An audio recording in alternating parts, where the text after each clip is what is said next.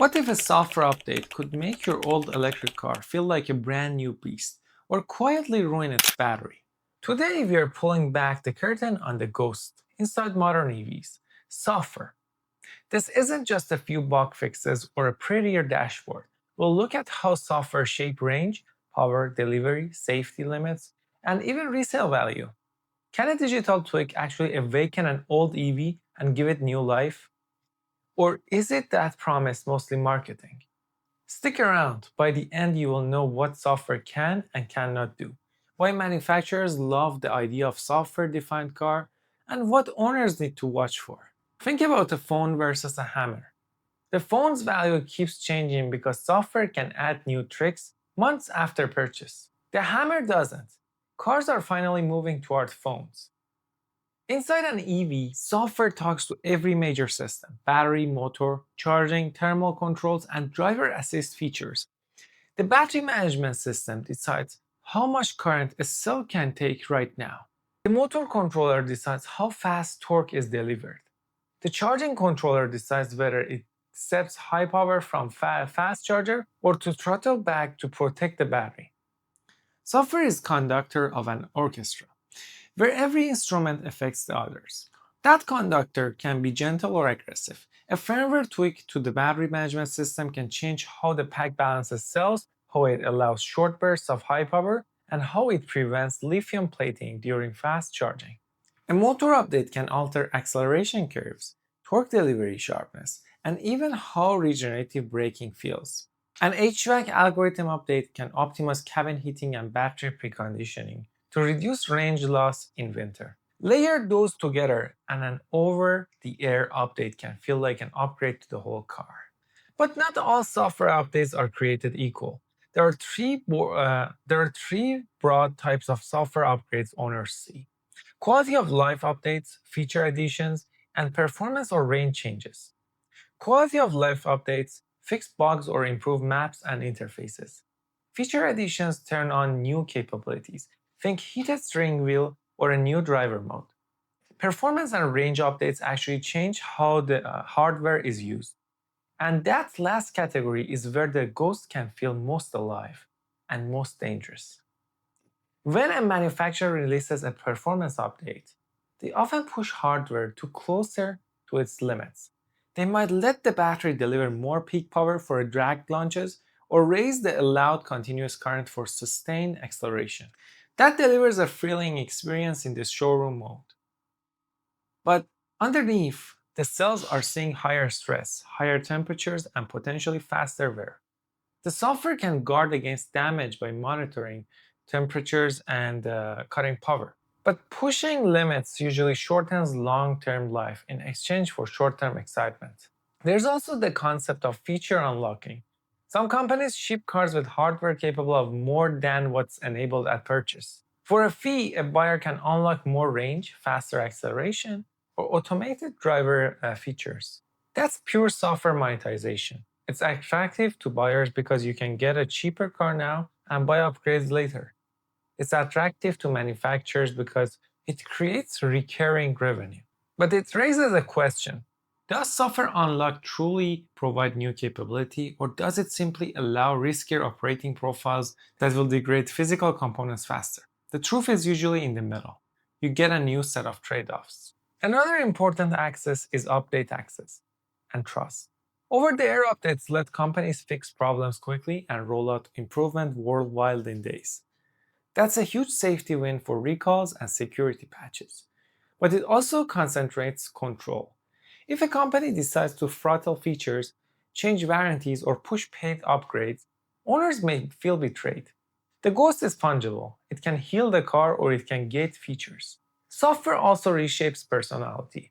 You can tune an EV to be sporty, calm, efficient, or comfort oriented without changing hardware. Imagine the same chassis feeling like a sport car at one firmware setting and firmly cruiser at another. That's partly marketing, but it's also real. Software shapes throttle maps, steering feedback in drive-by-wire systems, regenerative braking strength, and even suspension profiles on cars with active dampers. Software defines the emotional experience of driving. But here's the problem: The closer we rely on software to unlock performance, the more hidden trade-offs there are. Owners expect software to be a free upgrade that only brings benefits. But when software unlocks more power or faster charging, it usually increases thermal stress and chemical wear in the battery. That leads to faster degradation, shorter warranties, and potentially higher long-term costs. The bad version of the ghost is when marketing promises new life, and the physical reality is faster aging. Another challenge is transparency. Most owners don't see the fine print about how a performance update changes hardware stress. A driver might enjoy a sudden 10% range boost due to more aggressive regenerative braking, not realizing that the more aggressive regeneration means higher thermal cycling and different wear on the pack.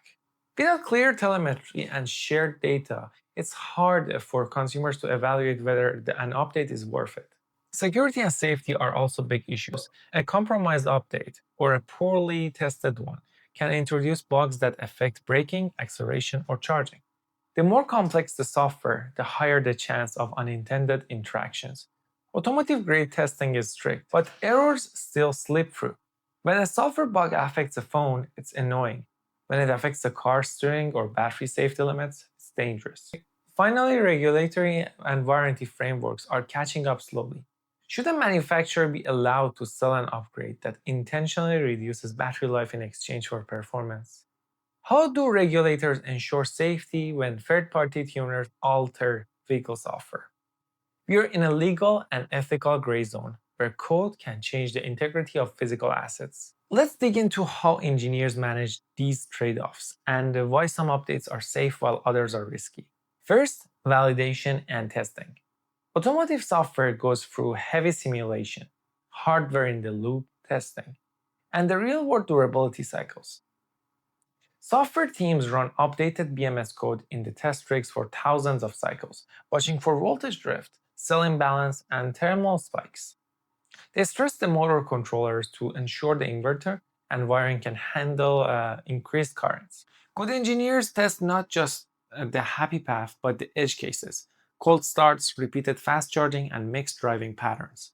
When done right, testing reveals the hidden failure mode before a rollout. Second, adaptive control. Modern BMS and motor controllers adjust limits dynamically and update might raise nominal maximum current. But the software will still scale it back if cell temperature or resistance indicates risk. That adaptive behavior can mitigate some long-term harm. You can get occasional bursts of power, but the system protects the hardware when needed. The key is the conservative fallback rules and robust sensor data. If sensors lie, protection fails. Third, telemetry and user choice. Some systems offer modes where the owner explicitly opts into performance upgrades and sees the trade-offs. For example, a sport mode might warn the driver that frequent use could speed battery wear and may even track usage in the vehicle service log. Giving owners clear choices and visibility into consequences is crucial. Transparency builds trust. Fourth, retrofit potential. Software can enable new features for older cars without expensive hardware swaps. Things like battery energy routing, improved thermal management logic, and a smarter charging curve can improve real-world range and longevity. A smarter charger algorithm that preconditions the battery before peak charging can reduce stress and make fast charging less harmful. These are software wins that actually reduce wear, not increasing it. Fifth, third-party ecosystems. Enthusiast communities have long tuned cars with aftermarket ECUs. For EVs, third-party tuners want to unlock power and alter charging curves. That creates demand and risk. Manufacturers can embrace this by offering official performance packs with tested parameters, or they can lock down systems with signed updates and voiding warranties for temporary. The balance between openness and safety will shape the aftermarket scene. Sixth, legal and warranty issues. If software is monetized to sell upgrades that affect hardware life, regulators may demand clearer disclosure or limit allowable changes. Warranties may need to account for software-driven stress. For instance, if you buy a performance pack that raises battery stress, that warranty might exclude degradation caused by that pack. Clear, fair consumer rules will be important. Seventh, resale and second life. Software affects the used car value. A car that received a range-enhancing update might sell for more, but if that update accelerated wear, the long-term value rests on the honest disclosure. For second life battery applications, software that improves cycle life or ease the pack balancing can make retired batteries more valuable. Software can both enhance and obscure true state of health here. Eighth is the edge cases. Safety critical updates. Features like advanced driver assistance, automatic emergency braking, and steer by wire depend entirely on software. Those updates must be validated to the highest standards because any glitch threatens lives. The ghost that moves steering or braking must be tightly controlled. Software is both the greatest opportunity and the biggest risk for EVs. It can bring features, safety fixes, and long-term efficiency improvements without a single new bolt-on the factory line. But it can also let marketing sell short-term thrills that chip away at the hardware underneath. Imagine a scenario. An EV owner pays for a performance tune that unlocks faster 0 to 60 miles per hour and reduced 0 to 100% charging time. On the highway, that first weekend is thrilling. After a year of repeated aggressive use, the battery shows accelerated capacity loss. The owner is angry, but the company points to logs showing how the car was used. Who's right? The truth lives in the telemetry. Software created the option, the owner chose to use it, and the hardware paid the price. Now imagine the alternative. A manufacturer pushes an efficiency update that optimizes thermal control and charge curves. Owner gains real range, and the pack ages more slowly because it's experiencing fewer harsh thermal events. That's the ghost used responsibly. Software that reduces stress rather than increasing it.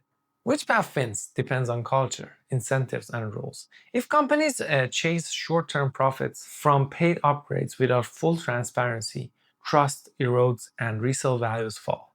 If companies use software to protect hardware and offer optional, well documented choices, the software ghost becomes a long term ally.